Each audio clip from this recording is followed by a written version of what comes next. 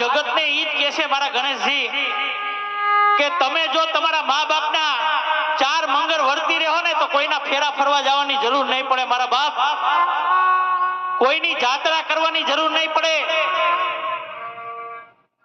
કોઈની માળા કરવાની જરૂર નહીં પડે। તમે જો તમારા મા બાપને પગે લાગશો ને એટલે તમને આ દુનિયાના પગે પડવાની જરૂર નહીં પડે એવું। કારણ કે તમને જો તમારા મા બાપની અંદર દ્વારકાવાળાના દર્શન નહીં થાય ને તો મંદિરે ગમે એટલા ધક્કા ખાઓ ને કોઈ દી મારા દ્વારકાવાળાના દર્શન નહીં થાય। કારણ કે ભગવાનથી પણ એક ડગલું જો આગળ હોય ને તો એ આપણા મા બાપ છે। એટલા માટે ભલે લાખો કમા